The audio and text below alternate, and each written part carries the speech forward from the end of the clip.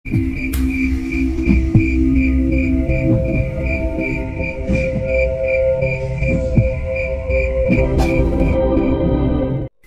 kegirangan karena mendapat kenalan perempuan cantik dari aplikasi kencan. Awalnya, dia ragu jika akun milik perempuan bernama Sarah itu asli apa bukan. Tetapi setelah mau diajak video call, dia sangat yakin kalau itu benar akun milik perempuan cantik bernama Sarah. Kedekatan Sarah dan Yono semakin lengket dari hari ke hari. Yono sering memberi perhatian berlebih. Begitu juga dengan Sarah. Bahkan pernah di suatu kesempatan, Sarah membelikan Yono makan. Hal yang tidak pernah dia dapatkan selama ini. Yono semakin dibuatnya jatuh cinta. Ketika mereka sudah saling kenal, mereka saling mengaku. Sarah ternyata merupakan seorang janda beranak satu. Pengakuan itu tidak membuat perasaan Yono berubah. Justru dia malah lebih bersemangat untuk bisa menghidupi Sarah dan anaknya. Saat ini, Yono sedang merantau di kota besar. Dia bekerja menjadi salah satu karyawan di perusahaan besar.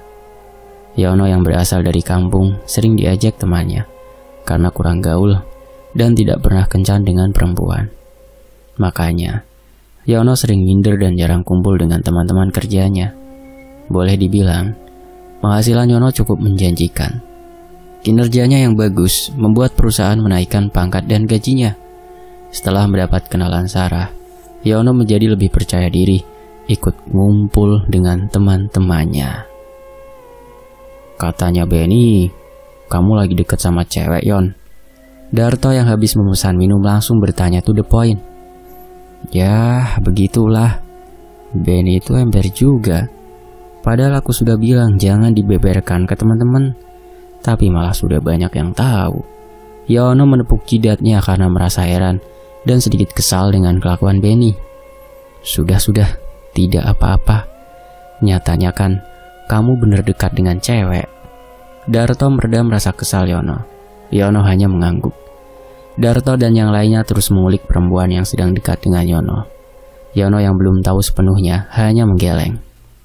Jadi, kamu belum pernah bertemu dan bertanya-tanya di mana rumahnya? Darto kaget karena Yono belum mengenal terlalu dalam siapa Sarah. Belum. Mungkin beberapa hari lagi aku bisa tahu di mana rumahnya. Yono tersenyum. Dia merasa percaya diri karena hubungannya dengan Sarah sudah sangat dekat. Pembahasan pun berganti setelah sejak tadi mereka penasaran dengan perempuan yang sedang dekat dengan Yono. Darto yang selesai meneguk minumnya nyeletuk bercerita pengalaman temannya. Kemarin temanku cerita, sepupunya laki-laki menjadi tumbal seorang perempuan. Darto membuka cerita dengan kalimat yang membuat teman-temannya penasaran. Loh, kok bisa? Apa dia tidak tahu kalau bakalan menjadi tumbal? Sardi menyahut. Iya, masa laki-laki tidak tahu kalau akan dijadikan tumbal? Mursid menambahi. Nah ini, perempuan itu modusnya menikah dengan laki-laki itu. Nah, setelah menikah selang 7 hari, sepupunya temanku sakit-sakitan. Dan di hari ke-10 setelah pernikahannya, dia meninggal. Darto menelan ludah karena merasa ngeri. Yono yang ikut menyimak cerita itu menjadi khawatir. Dia juga kepikiran, jangan-jangan dia juga akan dijadikan tumbal oleh Sarah. Kekhawatiran itu sampai membuat keningnya berkeringat sendiri. Kamu kenapa kok sampai berkeringat begitu, Yon? Darto yang menyadari Yono terdiam dan seperti ketakutan langsung menanyakan keadaan temannya itu. Aku hanya khawatir saja. Jangan-jangan aku juga bakalan jadi tumbal seperti sepupunya temanmu itu. Yono menggeleng pasrah. Kamu tenang aja, Yon. Kalau kamu yakin perempuan yang dekat dengan kamu itu baik, ya sudah lanjutkan.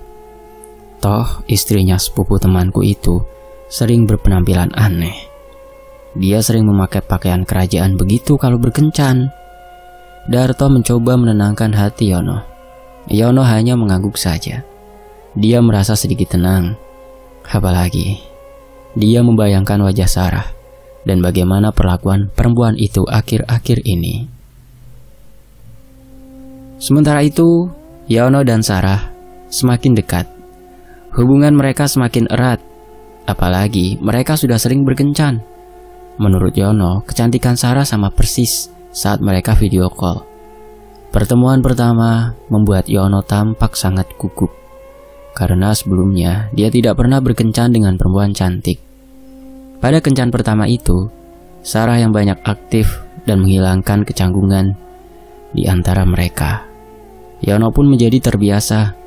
Bahkan di kencan kedua, ketiga dan seterusnya, dia semakin percaya diri. Hal-hal romantis yang ada di film sering dia tiru. Yono sudah mulai berani membahas tentang pernikahan. Di usianya yang sudah tidak muda lagi, membuatnya harus cepat-cepat menikah. Apalagi sekarang dia sedang dekat dengan perempuan secantik Sarah. Sarah juga menanggapi dan merespon dengan baik. Mereka sepertinya mempunyai tujuan yang sama dalam berhubungan. Yono semakin kalap dan tidak lagi memikirkan perempuan lain selain Sarah.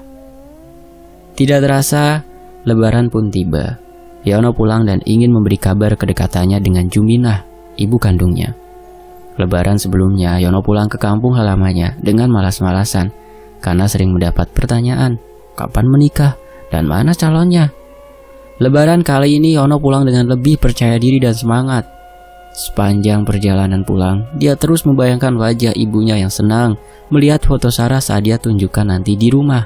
Yono yakin ibunya akan setuju dan merasa bangga. Ketika sampai di rumah, Juminah langsung memeluk Yono. Sudah lama dia tidak bertemu dengan anak laki-lakinya yang hanya pulang saat Lebaran saja. Bagaimana pekerjaanmu, Yon? Baik-baik saja kan? Tanya Juminah sambil menyiapkan makanan kesukaan Yono. Pekerjaan Yono lancar, Bu. Yono menjawab sambil menata barangnya di kamar. Kebetulan kamar dan dapurnya dekat, sehingga mereka bisa saling mengobrol. Selesai menata, Yono dan Juminah makan di ruang tengah. Mereka makan sambil membicarakan banyak hal, mulai dari keadaan bapak hingga kakaknya. Yono mendengar sambil menyantap makanan kesukaannya itu. Kadang sesekali dia menimpali. Berarti sampai saat ini bapak masih menggarap sawah ya, Bu? Tanya Yono setelah meletakkan piring. Ya masih, Yon. Siapa lagi kalau bukan ayahmu? Juminah mengangguk dan menyunggingkan bibirnya. Lah, Mas Fadli, istrinya Mbak Mita, bukannya dia tinggal di sini? Dia ndak mau. Katanya sudah capek jualan cilok keliling. Juminah menampakkan wajah tidak suka. Yono menggeleng. Sejak kakaknya menikah dengan Fadli, Yono memang sudah tidak suka dengan iparnya itu. Terlihat dari caranya bicara yang suka meninggi-ninggikan, namun kenyataannya nol. Dia ingat sekali saat Fadli datang pertama kali ke rumah. Fadli mengaku sebagai pengusaha di kota. Namun lama-kelamaan, kebusukannya terbongkar. Dia hanya pengangguran yang tidak mau mencari kerja. Akhirnya setelah menikah, Pak Ijo, ayahnya Yono, meminta Fadli untuk berjualan cilok. Jualan itu dia tekuni sampai sekarang. Yono jarang sekali mengobrol dengan kakak iparnya. Selain malas, juga kesal ketika melihat wajahnya. Yon, kenapa kamu sudah ada calon? Juminah bertanya dengan nada lirih dan terdengar sangat hati-hati. Pertanyaan itu memecah keheningan yang sempat menguasai ruangan tersebut. Yono tersenyum. Dia sudah menunggu pertanyaan itu sejak dia datang tadi. Yono dengan mantap mengangguk. Anggukan itu membuat mata Juminah berbinar dan terbuka lebih lebar. Apa itu benar, Yon? Juminah semakin girang. Dia bahkan meminta Yono untuk menunjukkan siapa perempuan itu. Yono seketika mengeluarkan ponsel di sakunya. Dia buka galeri foto dan langsung menunjukkan foto Sarah pada Juminah. Ya Allah, cantik sekali, Yon. Kamu yakin ini calonmu? Ibu masih tidak percaya. Juminah menepuk kedua pipinya secara bergantian. Iya, Bu, ini calonku. Mungkin tidak lama lagi aku akan membawanya ke sini. Yono senyum-senyum sendiri. Juminah tampak bahagia sekali mendengar kabar dari Yono. Dia semakin antusias dan menanyakan semua tentang Sarah. Namun, Yono tidak mengatakan kalau Sarah adalah seorang janda. Hal itu tentu akan membuat Jumina sakit hati dan malah tidak merestuinya. Di mana rumahnya, Yon? Siapa tahu dekat dengan kampung kita. Dekat kok, Bu. Mungkin 3 jam dari kampung kita ini. Hah? Apa kamu yakin? Iya, Bu. Di daerah Munggur. Yono tertawa kecil karena terbawa suasana. Mendengar Yono menyebut kata Munggur membuat Jumina terdiam sebentar. Munggur? Jumina seperti tidak asing. Dia mencoba mengingat-ingat nama desa itu. Ketika Jumina berhasil mengingat nama desa itu, seketika dada Jumina terasa sesak. Jantungnya menjadi berdetak tidak aturan. Kedua matanya melotot menatap wajah Yono. Loh, ibu kenapa? Kok melotot begitu? Yono panik lalu mengusap punggung Jumina. Munggur, Nak? Kamu yakin rumahnya Munggur? Jumina bertanya dengan suara terbata-bata. Iya, Bu. Memangnya kenapa? Sebaiknya kamu sudahi saja hubunganmu itu ya, Yon. Ibu tidak mau kamu kenapa-kenapa. Jumina menangis sambil menggeleng. Hah? Memangnya kenapa, Bu? Kenapa ibu menyuruh begitu? Yono masih tidak percaya dengan ucapan Jumina. Yon, desa Munggur terkenal dengan kampung pesugihan. Di sana banyak persaingan dan sudah banyak orang yang dijadikan tumbal di sana. Yono menggeleng. Dia meyakinkan pada Jumina kalau Sarah dan keluarganya adalah orang baik. Mereka tidak akan berbuat seperti yang diberitakan. Yon, apa kamu sudah tahu keluarganya? Belum kan? Belum, Bu. Tapi Yono yakin mereka orang baik kok. Yono menggenggam erat tangan Jumina. Yon, ibu sering dengar kalau perempuan di kampung itu sengaja menikah hanya untuk mencari tumbal. Jumina sedikit meninggikan nada suaranya. Yono terdiam sesaat. Dia mulai mengaitkan ucapan ibunya dengan cerita Darto waktu itu. Keduanya saling berkaitan. Di dalam hati dia bertanya-tanya, apa jangan-jangan salah satu korbannya adalah sepupunya teman Darto? Jumina memeluk tubuh Yono. Yono kaget, lalu balas memeluk ibunya. Pikirannya makin berkecamuk hebat. Sedangkan perasaan Yono juga ikut bergejolak. Yono masih mempunyai keyakinan kalau Sarah tidak seperti itu. Dia yakin orang seperti dirinya tidak memiliki harga atau nilai untuk dijadikan tumbal. Jadi tidak mungkin Sarah mendekati dirinya hanya untuk menjadikannya tumbal. Tanpa terasa, Lebaran sudah terlewati begitu saja. Kini Yono sudah berada di kota perantauan lagi. Dia sudah mulai menjalani aktivitas seperti sedia kala, bekerja, nongkrong dengan teman, dan berkencan dengan Sarah. Ketika Sarah tiba-tiba ingin mengajak Yono ke rumahnya, Yono tidak bisa tidur. Tentu saja dia tidak bisa menolak keinginan Sarah. Tetapi di sisi lain, ucapan Jumina, ibunya, selalu terngiang di kepalanya. Karena ucapan itu, Yono menjadi takut datang ke desa Munggur, desa yang sebelumnya ingin sekali dia datangi. Yono takut kalau ucapan Jumina ternyata benar. Dia bingung harus menyelamatkan diri dengan cara apa. Tahu selama ini dia tidak memiliki ketangkasan apapun. Waktu yang ditentukan telah tiba. Yono tidak bisa menolak lagi saat Sarah menjemputnya di kos. Yono terlihat sangat gugup sekaligus takut.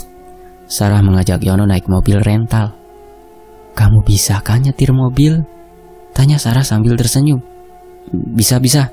Yono mengangguk. Keringat-keringat kecil sudah sejak tadi pagi membasahi keningnya. Kalau bisa nanti gantian.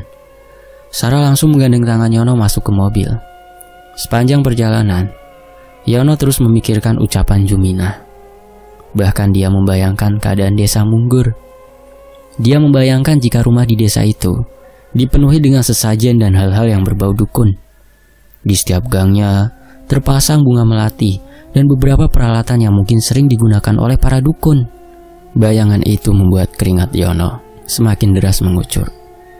Padahal AC mobil sangat dingin.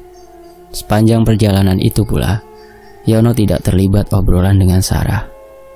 Dari tadi aku perhatikan kamu seperti memikirkan sesuatu. Memangnya kamu mikirin apa? Pertanyaan yang keluar dari bibir Sarah itu sangat mengagetkan Yono. Kalau boleh jujur, aku gugup sekali.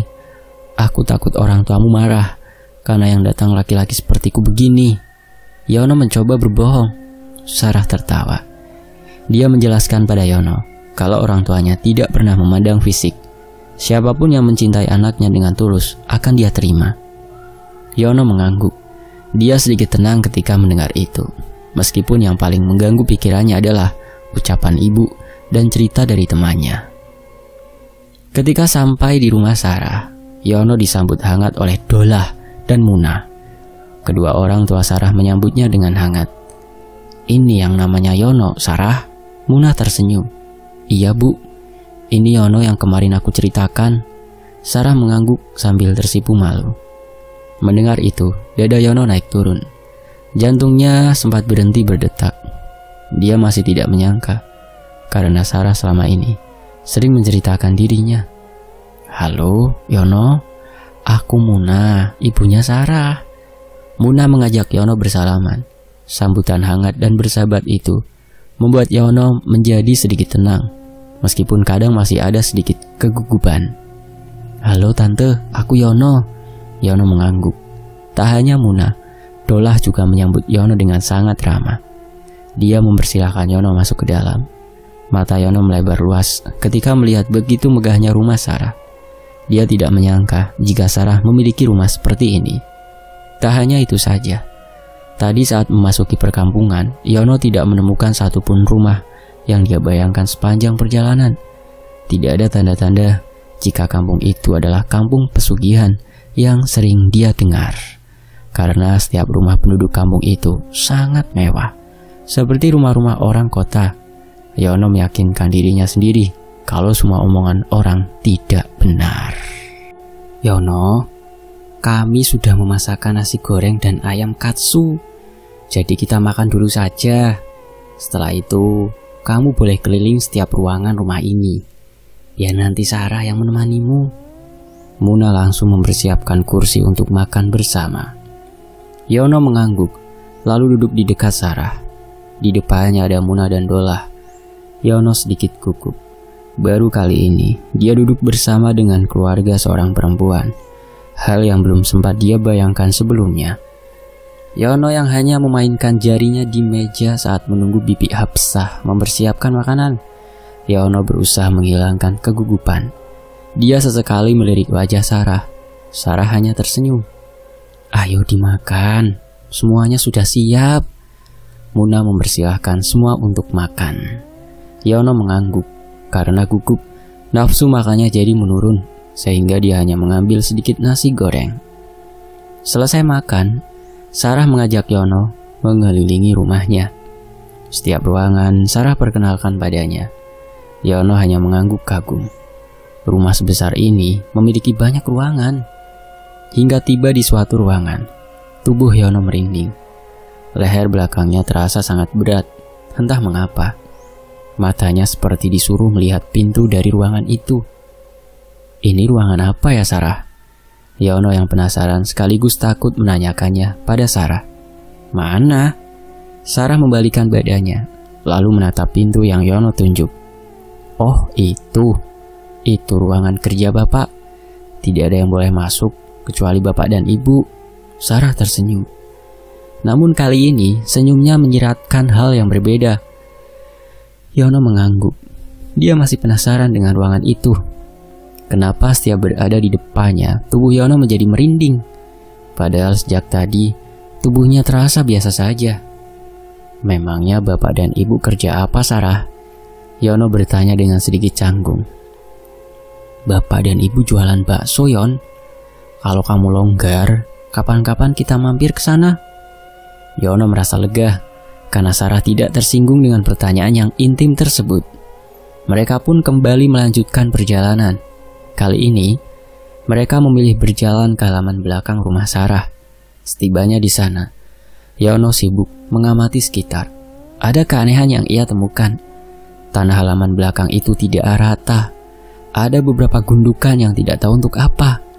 Gundukan itu menumbuhkan rasa penasaran pada diri Yono. ia pun berjalan ke arah gundukan-gundukan itu. "Tunggu Yon!" Baru saja melangkah, Sarah sudah menghentikannya. "Ada apa Sarah?"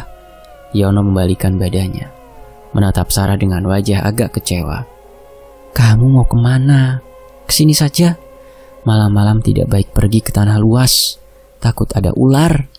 Sarah menarik tangan Yono yang masih terpaku menatapnya. Yono menurut saja, walaupun dia masih penasaran dengan gundukan itu. Karena tidak bisa menemukan jawabannya sendiri, mau tidak mau Yono bertanya langsung pada Sarah. "Gundukan yang itu mah galian untuk tanaman. Kemarin habis dipanen, jadi harus diganti tanaman baru." Sarah menjawab sambil menghalang Yono agar tidak melihat gundukan itu terus-menerus. Gelagat Sarah dirasa aneh oleh Yono. Yono mulai merasa kurang nyaman berada di rumah kekasihnya itu. Beberapa kejadian membuat Yono menjadi kepikiran cerita ibu dan temannya. Sarah pun mengajak Yono meninggalkan halaman. Dia mengajak Yono ke kamar pribadinya. Yono menjadi sedikit melupakan beberapa kejadian aneh barusan saat melihat kamar pribadi kekasihnya. "Besar sekali Sarah. Apa kamu tidak capek jalan dari pintu ke tempat tidur?" Yono terpukau. "Tidaklah, kan sudah terbiasa. Kalau kamu mau tidur di sini boleh." Sarah tersenyum. "Hah? Tidur? Lah nanti kamu tidur di mana?" Bibir Yono menganga. "Di sini juga, satu kamar denganmu." Sarah pun mendekatkan tubuhnya ke tubuh Yono. Yono sedikit menjauh karena kaget. Dia takut jika kedua orang tua Sarah marah. Sarah pun tertawa mendengar ketakutan Yono. "Mereka tidak akan pernah marah. Kan kita sudah mau menikah." Sarah mencubit pipi Yono. Yono semakin dibuat melayang. Karena sudah larut malam, Yono pun menerima tawaran dari Sarah. Mereka tidur bersama di kamar itu. Baru saja Yono terlelap dalam tidurnya, Yono bermimpi didatangi makhluk hitam bertubuh besar yang dipenuhi bulu-bulu lebat. Makhluk itu bermata merah dan menyeramkan. Yono panik, lalu lari menjauh. Namun makhluk hitam itu terus mengejarnya hingga membuat Yono jatuh. Entah mengapa, tenaga Yono terasa menghilang. Yono hanya bisa berteriak meminta tolong, namun tidak ada orang sama sekali. Tangan makhluk itu tiba-tiba mencekik lehernya. Yono menjadi sesak nafas, lalu terbangun. "Ada apa, Yon? Kenapa keringetan seperti itu?" Sarah juga ikut terbangun. Bagaimana kalau aku pulang sekarang saja? Aku lupa ada pekerjaan yang belum aku selesaikan. Kalau tidak selesai malam ini, aku bisa dipecat." Yono mencari alasan supaya bisa keluar dari rumah Sarah. Sarah yang pengertian pun akhirnya mengizinkan. Karena sudah larut malam, Sarah tidak bisa mengantar. Terpaksa Yono harus naik taksi online. Yono tidak mempermasalahkan itu. Dia malah senang karena bisa keluar dari rumah itu. Yono terus memikirkan kejadian aneh, sekaligus menakutkan waktu di rumah Sarah. Sampai-sampai dia belum berani membalas pesan dari Sarah. Hingga tak berselang lama, ada pesan yang membuat Yono tercengang. "Yon, aku sangat mencintaimu. Aku tidak mau kehilanganmu. Bagaimana kalau kamu besok melamarku? Aku takut jika aku dijodohkan oleh tanteku lagi." Kepala Yono terasa pusing. Di sisi lain dia ingin segera menikah. Di lain sisi dia takut jika Sarah menjadikannya tumbal, seperti cerita orang-orang. Yono terus memikirkan pesan itu semalaman. Hingga akhirnya dia memutuskan untuk menikahi Sarah. Dia memiliki keyakinan penuh kalau kekasihnya itu tidak mungkin tega menjadikannya tumbal. Setelah membalas pesan Sarah, Yono pulang ke kampung halaman. Dia meminta restu pada Jumina. Restu yang dia yakini tidak akan dia dapat. Namun setidaknya Yono sudah berusaha terlebih dahulu. "Yon, ibu tidak akan rela kalau kamu menikah dengan perempuan itu. Ingat Yon, kamu hanya akan dijadikan tumbal oleh keluarga mereka." Juminah menangis jadi-jadinya. Semua keluarga berkumpul di ruangan itu, mulai dari Mita dan suami, bapak hingga ibunya. Mereka juga tidak setuju kalau Yono menikah dengan Sarah. "Yon, aku mengenal sekali siapa orang-orang kampung Munggur itu. Jadi bapak ingin kamu membatalkan saja niatmu itu. Cari perempuan lain, Yon," bapaknya menyahut. "Benar kata bapak dan ibu, Yon. Keluarga mereka bukan keluarga yang baik. Kamu akan dijadikan tumbal oleh mereka," Mita menambahi. "Bapak, ibu, dan semuanya, Yono sudah tua, dan ini kesempatan Yono untuk menikah. Siapa lagi yang mau dengan Yono? Toh Yono yakin Sarah adalah orang baik. Dia perempuan yang tulus mencintaiku." Jumina tidak bisa melarang anak laki-lakinya itu. Apalagi setelah Yono memutuskan pergi dan menikah tanpa kedua orang tuanya. "Dia jadi keras kepala begini pasti karena terkena pelet," Mita meneriaki Yono. Yono pun tidak mau menggubris dan tetap keluar dari rumah. Sementara itu, Yono meminta tolong temannya untuk melamar Sarah. Mereka mendatangi rumah Sarah bersama-sama. Yono mengatakan sejujurnya, namun Dolah dan Munah tidak mempermasalahkannya. Yono menjadi merasa hutang budi karena kebaikan keluarga Sarah. Acara lamaran pun berjalan dengan khidmat. Yono tampak bahagia karena lamarannya diterima. Tak hanya itu saja, Dolah juga sudah menentukan tanggal pernikahannya, sehingga Yono bisa mempersiapkan semuanya. Yono hanya mengundang teman-teman, nongkrong, dan saudaranya saja. Terlepas mau atau tidak datang ke pernikahannya, itu urusan belakangan. Sebelum membagikan undangan, Dolah memanggil Yono untuk datang ke rumah. Yono kaget karena tidak diberitahu alasan Dolah memanggilnya. Dia tidak bisa menolak dan berangkat bersama Sarah. Setibanya di rumah, Dolah mengajak Yono ke depan ruangan yang selalu membuat tubuhnya merinding. Jantungnya berdetak tidak beraturan. "Karena kamu sudah akan menjadi keluarga, maka aku akan menunjukkan sesuatu padamu." Dolah membuka pintu ruangan itu. Mata Yono terbelalak melihat isi ruangan itu. Di setiap dindingnya ada bunga-bunga, sedangkan di tengah ruangan ada meja yang digunakan untuk dupa dan sesajen. Yono menelan ludah berkali-kali. "Apa ini, Pak?" Tubuh Yono seketika menjadi kaku. "Ini adalah cara keluarga kita meminta restu pada leluhur." Dolah tersenyum.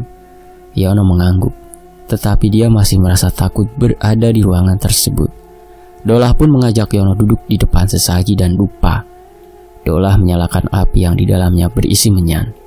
Tak berselang lama, Munah datang membawakan kepala kerbau. Kepala Yono semakin terasa pusing. Ritual apa ini? Kenapa bisa seperti ini? Batin Yono takut. Dolah pun memulai ritual. Yono yang sudah terjebak di sana tidak berani izin keluar. Dia mengikuti keinginan calon mertuanya sambil terus berdoa di dalam hati. Dia berharap tidak akan dijadikan tumbal oleh keluarga ini. Ritual ini memakan waktu hampir setengah jam. Selesai ritual, Yono diperbolehkan pulang. Sepanjang perjalanan Sarah hanya diam saja ketika dia menanyakan tentang ritual itu. Yono merasa sikap calon istrinya itu berubah belakangan ini. Waktu berjalan begitu cepat. Yono mulai menyebar undangan. Dia mulai dari orang tuanya. Dia harus mendatangi Jumina supaya mendapat restu.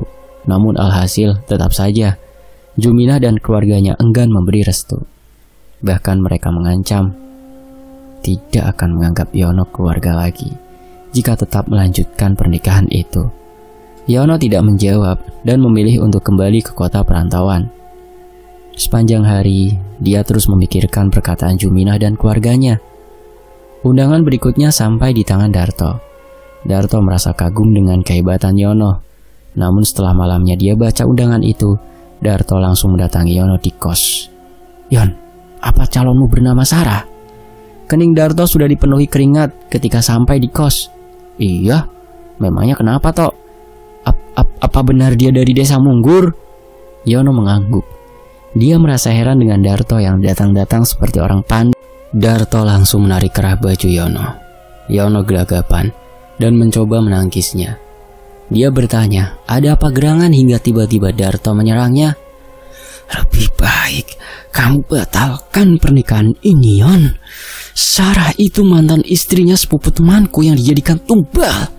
Aku tidak mau kamu jadi tumbal berikutnya, Yon. Darto memasang wajah serius. Matanya melotot dan urat-urat di wajahnya sampai kelihatan. Hah?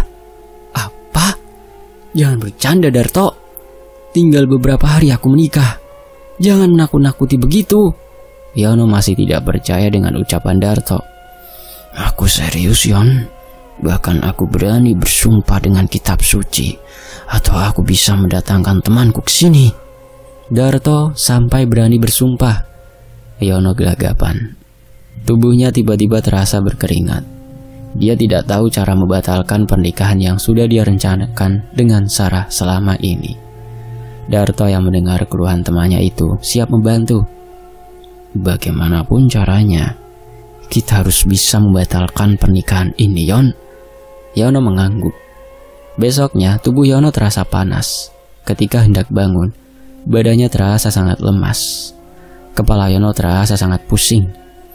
Ada apa dengan tubuhku? Kenapa tiba-tiba terasa sangat lemas? Yono menangis jadi-jadinya. Dia berusaha sekuat tenaga mengambil ponsel untuk memberitahu Darto soal keadaannya saat ini. Darto langsung datang. Darto panik melihat tubuh dan wajah Yono menjadi pucat. Padahal kemarin masih sehat-sehat saja. Dia kepikiran soal tumbal dan keluarga Sarah. Jangan-jangan Yono sudah terkena santet. Yon, apa kamu pernah diajak masuk ke suatu ruangan yang di dalamnya ada dupa? Darto yang pernah mendengar ciri-ciri ruangan yang sering menjadi tempat tumbal pun menanyakan hal itu kepada Yono. Yono mengangguk lemas. Darto seketika menangis. Dia yakin Yono sudah terkena dan sekarang sedang proses menjadi tumbal. Tubuhnya perlahan digerogoti oleh cincin suruhan Pak Dola. Darto yang masih bisa berpikir jernih menelpon temannya yang sering mengobati orang-orang yang terkena santet dan dukun. Tak berselang lama, temannya datang. Dia mencoba mengobati Yono. Yono mengerang kesakitan. Tubuhnya bahkan sampai melengking karena saking sakitnya. Wah, ini sudah gawat, Darto. Apa dia masih punya ibu?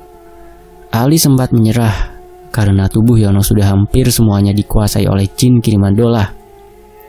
Mas Ili, coba aku telepon dulu. Darto mengeluarkan ponselnya, lalu menelpon Juminah. Juminah yang mendapat kabar anaknya lemas tak berdaya langsung berangkat menyusul. Sambil menunggu Juminah datang, Ali menanyakan penyebab Yono sampai seperti ini. Darto langsung menjawab kalau Yono adalah korban dari Sarah. Sarah? Dari munggur itu? Gila benar anak itu. Dia selalu berhasil mencari tumbal. Bukan sekali dua kali, bahkan berkali-kali. Ali menggeleng heran. Gimana mau gagali? Sarah aja cantiknya minta ampun. Siapa coba laki-laki yang mau menolaknya? Apalagi belum kenal siapa dia sebenarnya. Darto menggumam. Juminah datang dengan membawa Kiai Kanjeng ke kos-kosan. Ali kaget dan langsung menyalami Kiai tersebut. Ali pernah berguru pada Kiai Kanjeng selama 2 tahun. Ya Allah, Yon. Kenapa bisa begini? Juminah menangis sambil meringkuk di samping tubuh Yono yang lemas. Darto menceritakan semua.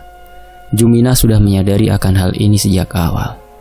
Namun Yono masih saja bersikeras untuk menikah dengan Sarah.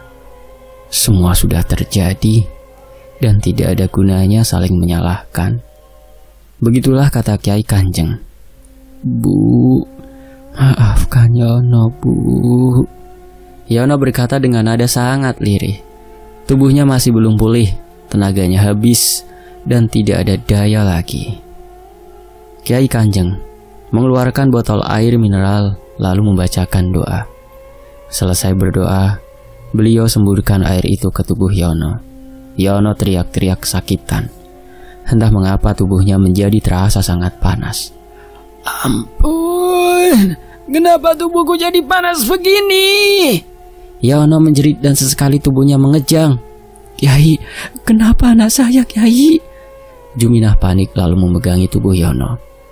Tenang saja, Bu. Itu reaksi dari doa saya. Kiai Kanjeng terus melakukan ritual penyembuhan. Tak berselang lama, Yono pingsan. Kiai Kanjeng meminta Juminah membacakan doa pada air mineral kedua sambil menunggu Yono siuman. Yono pingsan sekitar setengah jam. Ketika sadar, air yang sudah Juminah bacakan doa, Yono minum. Seketika tubuh Yono menjadi normal. Dia bisa menggerakkan tubuhnya pelan-pelan. Bu, Yono sembuh, Bu. Yono langsung memeluk Juminah. Juminah tampak kegirangan. Kiai Kanjeng dan yang lainnya tersenyum melihat kebahagiaan itu.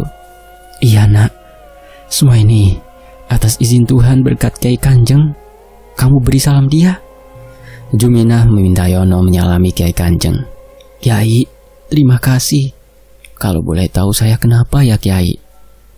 Tubuhmu mau dijadikan tumbal oleh Dolah. Saya sudah berkali-kali mengobati orang yang selalu dia jadikan tumbal. Dia tidak pernah kapok. Padahal saya sudah memperingatkannya berkali-kali. Yono kaget.